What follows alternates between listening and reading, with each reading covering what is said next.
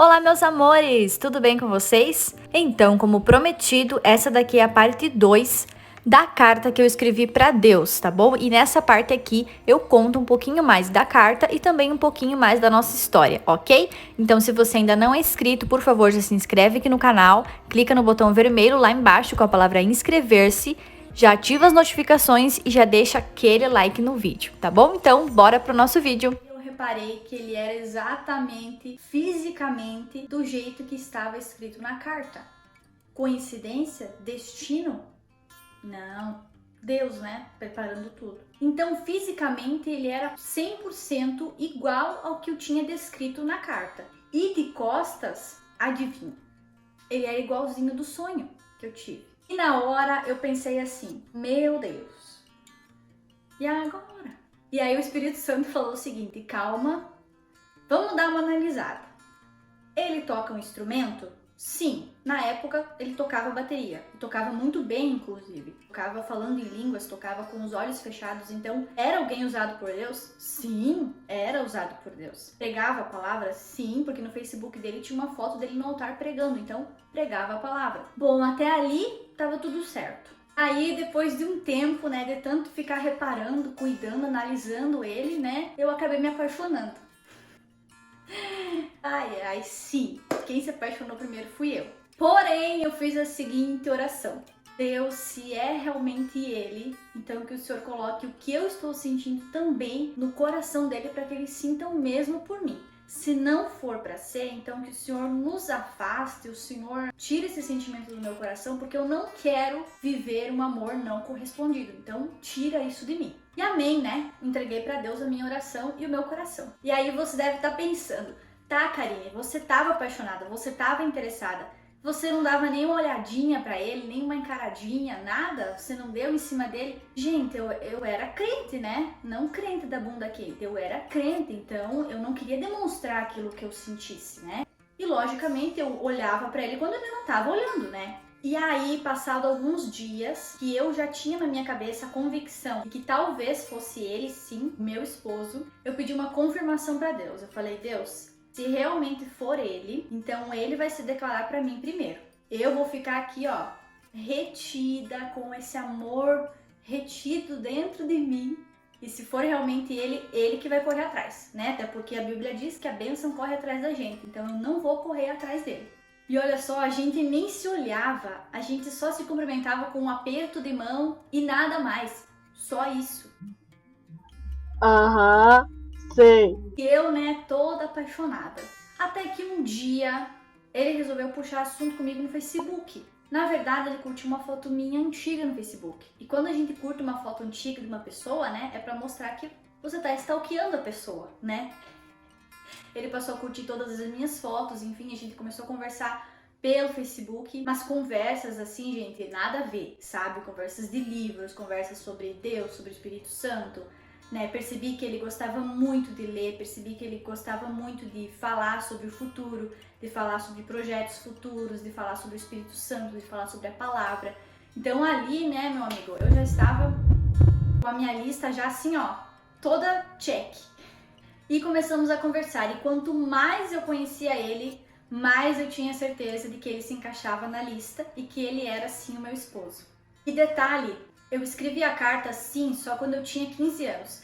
Porém, a minha avó me ensinou quando eu tinha 13 anos de idade que eu deveria orar pelo meu esposo. Ela sempre dizia, você pode orar pelo teu futuro, você pode garantir o teu futuro através da oração. Então ore pelo teu marido, ore pelos teus filhos e você não vai se arrepender depois. Então desde os 13 anos eu já orava pelo meu marido. A minha avó sempre disse que não fazia mal a gente orar pelo nosso futuro.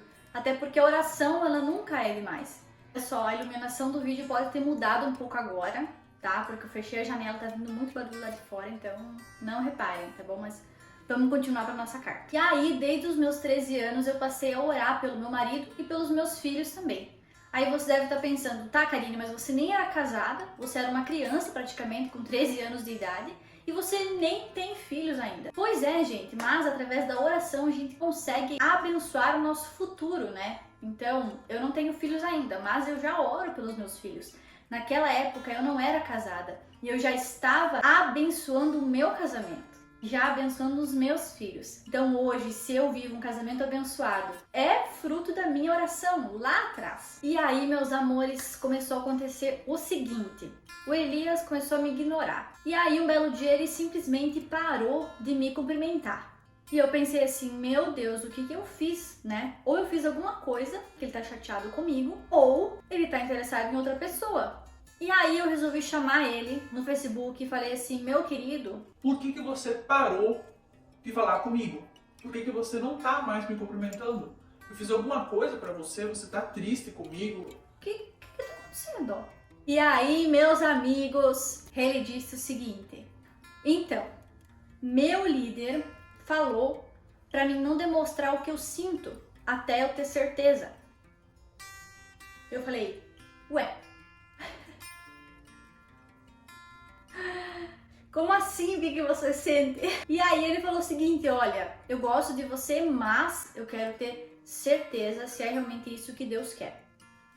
E eu falei, beleza, né? Então vamos orar. E aí ele pediu, você quer orar comigo? Eu falei, sim, vamos orar. E quando um crente fala para outro crente, você quer orar comigo? Meu amor, é um pedido de namoro já. E aí eu não lembro se foi no mesmo dia, se esse dia era no mesmo dia do culto, ou se foi na outra semana, né, quando teria o culto. Chegamos no culto e o Elias foi pedir para os meus pais. E aí os meus pais concordaram, meu pai também deu um período de oração para nós de 3 meses. E aí oramos esses 3 meses, né, e nesse período Deus confirmou muitas vezes, né, nesse período o Elias também me pediu em namoro. Não orávamos junto, não pegávamos na mão um do outro e tal. Mas a gente tinha a intenção no nosso coração, né? Que era pedir se era realmente da vontade de Deus aquilo. E aí Deus confirmou com muitas pessoas, Deus confirmou comigo, confirmou com Elias, confirmou com meu pai. E quando deu os 3 meses que nós íamos consagrar o nosso namoro no altar, a minha mãe chegou e falou, olha, vocês vão orar mais um mês, porque Deus ainda não confirmou comigo. Eu esperei desde os 13 anos, né? Porque custava mais um mês. Então oramos mais um mês. E depois desse um mês, nós consagramos o nosso namoro no altar. E aí namoramos 8 meses. E aí noivamos e depois fomos morar junto e aí casamos. E estamos juntos aí, né? Até hoje. Mas o que eu quero te dizer com esse vídeo? Qual é o propósito desse vídeo? É contar a minha história? Não, né? Um pouquinho em partes. Mas o intuito principal desse vídeo é que você tenha um padrão mental da pessoa em que você quer casar. Então pegue um papel, pegue uma caneta e comece a anotar quais as características que você admira numa pessoa e que você quer ter num esposo, numa esposa. Quais as qualidades que você quer, quais os defeitos que você suporta, quais os princípios que você não negocia. Comece a listar isso e entregue essa lista para Deus, entregue o seu coração para Deus. E fique atenta, né, aos detalhes, às pessoas, observe as pessoas, né. Eu já conheci o Elias, mas eu tava desligadona da vida, né, nunca tinha reparado nele, né. Só que aí quando eu reparei nele é que eu lembrei da minha carta, olha só que legal, né. E isso é muito importante, você precisa sim ter um padrão mental do tipo de pessoa que você quer para sua vida. Porque afinal, essa pessoa ela vai mudar completamente a sua vida. Então você precisa escolher muito bem. Só que entenda isso, você é quem vai escolher. Deus ele vai abençoar. Deus ele pode sim confirmar para os teus pais, confirmar para os teus líderes. Realmente você pode ter a certeza que aquela pessoa é para você casar. Mas muitas vezes Deus não vai fazer confirmações, Deus não vai confirmar. E aí você precisa escolher se você quer essa pessoa ou não. Eu tinha na minha lista coisas que eu não negociava, que era um princípio para mim.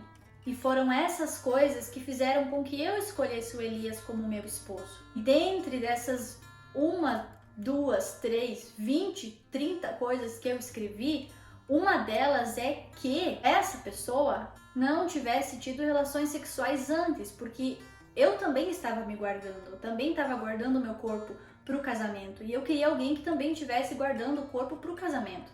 Para que quando os dois se juntassem ali, os dois formassem uma aliança, né? Um pacto de sangue. Então eu queria isso. Mas isso não precisa ser uma prioridade para você. Você tem que ter na sua mente, sim, coisas que você não negocia, coisas que você pode negociar, que são coisas que você talvez suportaria, mas você tem que pensar muito, muito bem. E se você ainda não é casado, se você é solteiro, você precisa desde já orar pelo seu cônjuge. Tá, Karine, mas eu nem tô orando com ninguém, eu tô solteiro, eu não conheço ninguém. Desde já você tem que orar. Você pode orar pelo teu parceiro, pela tua parceira, pela tua esposa, pelo teu esposo. Você pode começar a orar desde já pelos teus filhos, se você ainda não tem filhos. Eu, com 13 anos de idade, eu já orava pelo marido que eu tenho hoje. E se hoje nós vivemos coisas dentro do nosso casamento, é fruto da minha oração lá com os 13 anos de idade. Sim, talvez com 13 anos de idade eu não tivesse a sabedoria e o conhecimento necessário para orar por um marido, mas eu já tinha um padrão mental do que era um marido ideal para mim. Isso é algo que Deus aprova, porque a própria Bíblia diz que os seus pensamentos tornam aquilo que você é. Então, se você quer um esposo abençoado, você quer ser uma esposa abençoada, quer ser um esposo abençoado futuramente, você tem que começar a plantar isso agora. Eu tenho um vídeo aqui no canal onde eu falo sobre a pessoa certa. Eu vou deixar o link aqui para vocês, tá? No box aqui de informações. Então, assista esse vídeo também que vai fazer sentido tudo que eu tô falando, tá? E também tenha a certeza de uma coisa. Deus, ele se importa sim com a sua vida sentimental. Deus, ele se importa sim com quem você vai casar. Porém, ele não vai escolher por você. Essa é uma responsabilidade que, infelizmente, você vai ter que assumir. Então, escolha bem, case bem. Tá, eu vou escolher bem, Karine, eu vou pensar bem. E aí, meu casamento vai ser um casamento perfeito porque eu escolhi a pessoa que se encaixou dentro da minha lista. Se você tá pensando isso, eu sinto muito em te dizer, mas nenhum casamento é perfeito. Nenhuma pessoa é perfeita. As pessoas, elas têm falhas. O casamento tem atritos. Mas vocês dois precisam escolher dar certo. Vocês dois precisam sentar e falar, ó, vamos fazer dar certo, nós somos contra o divórcio, nós vamos casar e nós vamos dar certo, nós vamos viver o resto da vida junto. Então vamos fazer dar certo. Entendeu? Esse é um princípio que você tem que ter na sua mente. Esse é um princípio que você e o seu namorado, o seu noivo tem que ter. Vocês precisam fazer dar certo. No namoro, o namoro, gente, é a fase de erros, é a fase de você conhecer a pessoa. E aí você pode parar e pensar, poxa, aí eu suporto. Bah, essa coisa aqui já não gostei. Então você pode repensar, você ainda não casou com essa pessoa. Então você pode repensar. Assim como aconteceu comigo lá atrás, nesse meu outro relacionamento. Essa pessoa não se encaixava nem na lista e nem na vontade de Deus pra mim. Então eu simplesmente descartei, falei, não quero saber. Eu quero viver aquilo que Deus tem preparado para mim. E acredite, Deus tem o melhor para você. Príncipes existem? Não, não existem. Princesas existem? Não, não existem. É simples, você escolhe aquela pessoa que é o teu ideal e casa com ela. Essa pessoa tem defesa, essa pessoa não é perfeita e tá tudo certo, tá tudo bem. E acima de tudo, entenda uma coisa. Quando uma pessoa ela é feliz, solteira, é uma pessoa completa, solteira, quando ela casa, ela transborda na vida do outro. 1 vezes 1 é igual a 1. Então eu preciso ser uma pessoa inteira, uma pessoa completa, para daí eu casar com alguém que também é completo e juntos nós transbordarmos. Entendeu? Então quem não é um bom solteiro, também não vai ser um bom casado. Então foi isso, meus amores, esse foi o vídeo de hoje. Eu espero que vocês tenham gostado, né? Foi algo que eu comentei com vocês, foi algo que vocês pediram também lá no Instagram pra mim vir aqui falar com vocês sobre isso. O outro vídeo que eu falei pra vocês vai estar aqui no box de informações, tá bom? Pra você assistir. Aquele vídeo complementa esse, então assiste os dois pra você entender melhor como é que funciona e como é que você tem que fazer. Me segue também nas minhas redes sociais, eu vou deixar aqui o meu TikTok, o meu Instagram e a minha página do Facebook. Lembrando que o link do Instagram vai estar aqui no box de informações também, tá bom? E se você ainda não é inscrito aqui no canal, por favor, já se inscreve, clica nesse botão vermelho aqui embaixo com a palavra inscrever-se, ativa as notificações para você receber uma notificação sempre que eu postar um vídeo novo aqui no canal. E também já deixa aquele gostei para mim saber que você está gostando desse tipo de conteúdo, tá bom? Um super beijo, fiquem com Deus e até o nosso próximo vídeo. Tchau!